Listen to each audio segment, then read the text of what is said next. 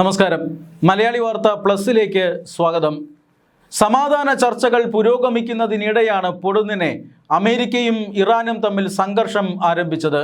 ഇതിൽ ഒരു കാരണവശാലും അമേരിക്കയെ കുറ്റം പറയാൻ കഴിയില്ല.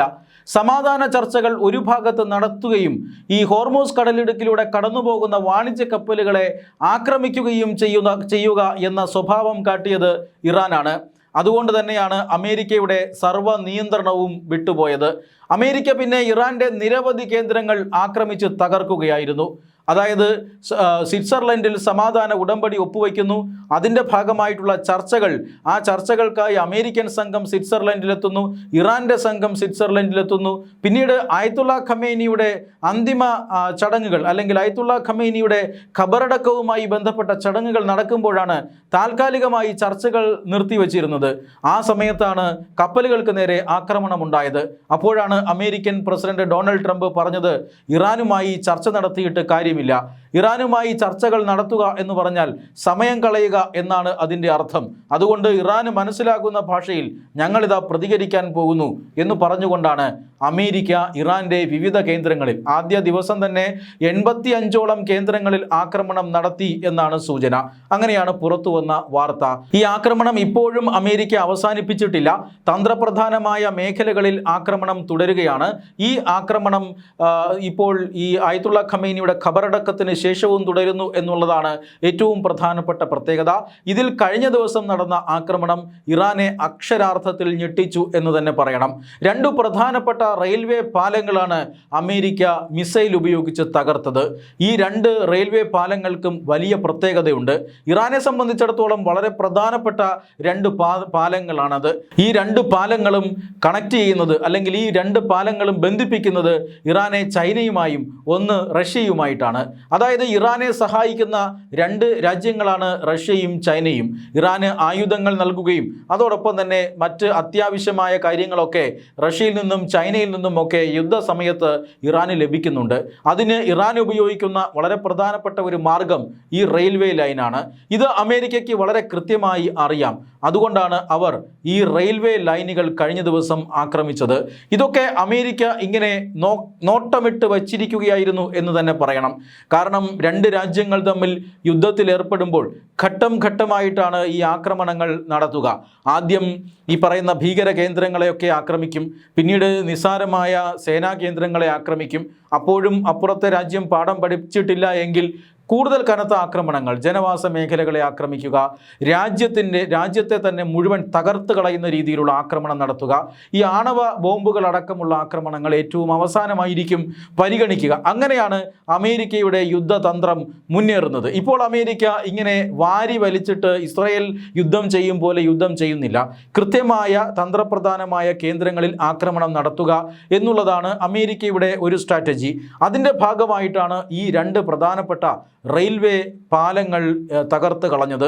ഇനി ഇപ്പോൾ റഷ്യയുമായും ചൈനയുമായും ഇറാന് ബന്ധപ്പെടണമെങ്കിൽ ഈ റെയിൽവേ പാലങ്ങൾ ശരിയാക്കിയേ പറ്റൂ. അതിന് മാസങ്ങൾ എടുക്കുമെന്ന കാര്യത്തിൽ തർക്കമൊന്നുമില്ല.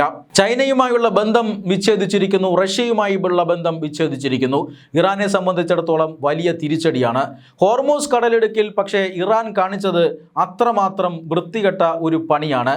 അതായത് സ്വിറ്റ്സർലൻഡിൽ ചർച്ചകൾ പുരോഗമിക്കുമ്പോൾ, ആയത്തുള്ള ഖമേനിയുടെ ചടങ്ങുകൾ ഇങ്ങനെ നടന്നുകൊണ്ടിരിക്കുമ്പോൾ ഈ മറ്റൊരു പാതയിലൂടെ, അതായത് ഹോർമൂസ് കടലിടുക്ക് തങ്ങളുടേതാണ് എന്നാണ് ഇറാൻ അവകാശപ്പെടുന്നത്.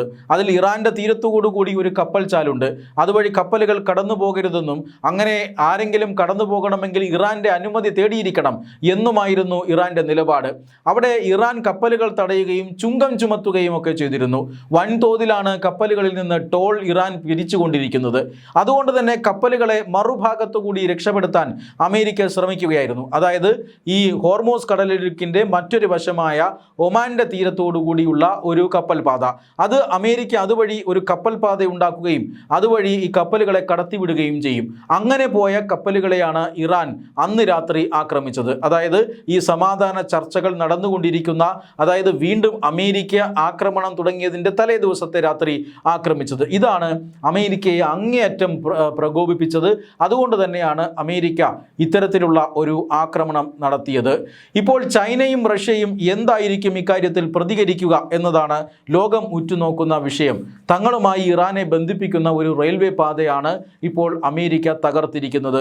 ഈ യുദ്ധത്തോട് തീർച്ചയായും എതിരുള്ള അല്ലെങ്കിൽ ഈ യുദ്ധം നിർത്തണം എന്നാവശ്യപ്പെടുന്ന രണ്ട് രാജ്യങ്ങളാണ് റഷ്യയും ചൈനയും. അവർ പലപ്പോഴും ചില ശ്രമങ്ങൾ, ഈ യുദ്ധം അവസാനിപ്പിക്കാനുള്ള പല ശ്രമങ്ങളും നടത്തിയിരുന്നു. പക്ഷേ ആ ശ്രമങ്ങൾ പരാജയപ്പെടുകയാണ് ഉണ്ടായത്. അതിൻ്റെ പശ്ചാത്തലത്തിലാണ് വീണ്ടും സംഘർഷം ആരംഭിച്ചത്. അമേരിക്ക തന്ത്രപ്രധാനമായ ഇറാൻ്റെ തന്ത്രപ്രധാനമായ ഭാഗങ്ങളിൽ ആക്രമണം നടത്തി ഇറാനെ ഒറ്റപ്പെടുത്തുക എന്ന തന്ത്രമാണ് ഇപ്പോൾ അമേരിക്ക പയറ്റുന്നത്. ഇങ്ങനെ ഒറ്റപ്പെടുത്തിയതിനു ശേഷം കനത്ത ആക്രമണം നടത്തുക എന്നതാണ് അമേരിക്ക ഉദ്ദേശിക്കുന്നത്. എന്നാൽ ഈ കനത്ത ആക്രമണത്തിന് മുന്നോടിയായി അമേരിക്കയുമായി ഏതെങ്കിലും തരത്തിലുള്ള സമാധാന കരാറിൽ എത്താം എന്ന് ഇറാനും വിചാരിക്കുന്നു. എന്തായാലും സമാധാന ഉടമ്പടിയിൽ ഒപ്പുവെച്ചെങ്കിലും അവിടെ പ്രശ്നങ്ങൾ, യഥാർത്ഥ പ്രശ്നങ്ങൾ അത് ഇല്ലാതായില്ല. അത് അവിടെ അങ്ങനെ തന്നെ നിന്നു എന്നുള്ളതാണ് ഈ പറയുന്ന സമാധാനം പരാജയപ്പെടാനും യുദ്ധം വീണ്ടും തുടങ്ങാനുള്ള കാരണമായി മാറിയത്. അതായത് ഒരു കാരണവശാലും ഇറാന് ആണവായുധങ്ങൾ അനുവദിച്ചു നൽകാൻ കഴിയില്ല എന്ന് അമേരിക്ക നിലപാടെടുത്തു. ആണവായുധങ്ങൾ നിർമ്മിക്കുകയാണ് എങ്കിൽ അത് ഞങ്ങൾ തകർക്കുമെന്ന് അമേരിക്ക പറഞ്ഞു. മാത്രമല്ല ആണവായുധങ്ങൾ തങ്ങളുടെ പരമാധികാരത്തിൻ്റെ അടയാളമാണ് എന്നാണ് ഇറാൻ്റെ നിലപാട്. അതുകൊണ്ട് ഇതൊരു കാരണവശാലും രാജ്യത്തിന് പുറത്തേക്ക് കൊടുത്തുവിടില്ല എന്ന് ഇറാൻ പറയുന്നുണ്ട്. കാരണം ഇറാൻ്റെ പക്കൽ ഏകദേശം സമ്പുഷ്ടീകരിക്കപ്പെട്ട യുറേനിയം ഉണ്ട്. അത് ഏതാണ്ട് 60% സമ്പുഷ്ടീകരിക്കപ്പെട്ട യുറേനിയമാണ്. വൈദ്യുതി നിർമ്മാണത്തിനും മറ്റും 20% സമ്പുഷ്ടീകരിച്ച യുറേനിയം മതിയാകും. 90% സമ്പുഷ്ടീകരണത്തിലേക്ക് യുറേനിയം എത്തിയാൽ അവർക്ക് ആയുധമുണ്ടാക്കാൻ സാധിക്കും. ആണവായുധം ഇറാൻ ഉണ്ടാക്കിയാൽ ഉടനെ അവർ ആദ്യം പ്രയോഗിക്കുക ഇസ്രായേലിന് നേരെയായിരിക്കും. ഇത് ഭയന്നിട്ടാണ് ആണവായുധം അവിടെ നിന്ന് എടുത്തു മാറ്റണമെന്നും മറ്റേതെങ്കിലും രാജ്യത്തേക്ക് മാറ്റണമെന്നും ഇറാൻ്റെ കയ്യിൽ അത് ഇരിക്കാൻ അനുവദിക്കില്ല എന്നുമൊക്കെ അമേരിക്കൻ പ്രസിഡന്റ് പറഞ്ഞുകൊണ്ടിരിക്കുന്നത്. ഈ കാര്യത്തിൽ രണ്ട് രാജ്യങ്ങളും ഒരു വിട്ടുവീഴ്ചയ്ക്കും തയ്യാറല്ലാതെ നിൽക്കുന്നു. ഹോർമൂസ് കടലിടുക്കാണ് രണ്ടാമത്തെ വിഷയം.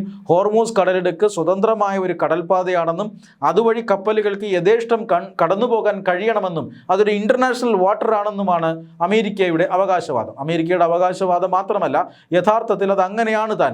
പക്ഷേ ഇറാൻ പറയുന്നത് അത് ഞങ്ങളുടെ കടലിടുക്കാണ്, അത് ഞങ്ങളുടെ കടലിൻ്റെ ഭാഗമാണ്, അതുകൊണ്ട് തന്നെ അതുവഴി കപ്പലുകൾ സഞ്ചരിക്കുമ്പോൾ ഇനി ഇറാൻ്റെ അനുമതി വേണം എന്ന് തന്നെയാണ്. ഞങ്ങൾ ആക്രമിക്കില്ല, പക്ഷേ അനുമതി വാങ്ങി അതുവഴി കടന്നു പോകാം, ഹോർമൂസ് കടലിടുക്ക് ഞങ്ങൾ തുറന്നു തന്നെ ഇട്ടേക്കാം എന്നാണ് ഇറാൻ്റെ നിലപാട്. പക്ഷേ ഇത് അംഗീകരിക്കാൻ അമേരിക്കയും തയ്യാറായിട്ടില്ല. ഈ രണ്ട് കാര്യങ്ങളിൽ മാത്രമല്ല, അമേരിക്കയുടെ ഈ ആക്രമണത്തിന് പകരമായി അമേരിക്ക ഞങ്ങൾക്ക് നഷ്ടപരിഹാരം തരണം എന്നുവരെ ഇറാൻ ഇപ്പോൾ ആവശ്യപ്പെടുന്നുണ്ട്. ഈ ആവശ്യങ്ങൾക്കൊന്നും വഴങ്ങുന്ന പ്രശ്നമില്ല എന്ന് അമേരിക്കയും പറയുന്നു. ഈ കാര്യങ്ങളിൽ കൃത്യമായ ഒരു സമവായം, ഈ 3 കാര്യങ്ങളിൽ 2 എണ്ണത്തിലെങ്കിലും ഒരു സമവായം ഉണ്ടായില്ല എങ്കിൽ തീർച്ചയായും പശ്ചിമേഷ്യൻ സംഘർഷം തുടരുക തന്നെ ചെയ്യും. ആ ഒരു സമവായം ഉണ്ടാക്കിയെടുക്കുക എന്ന് പറഞ്ഞാൽ ഇത്രമാത്രം എളുപ്പമല്ല എന്നതും മറ്റൊരു കാര്യമാണ്. എന്തായാലും ആക്രമണം തുടരുകയാണ്. സമാധാനം ഇപ്പോഴും അകലെയാണ്. ഇറാൻ്റെ തന്ത്രപ്രധാനമായ കേന്ദ്രങ്ങൾ തകർത്ത് അമേരിക്ക മുന്നേറിയുകയുമാണ്.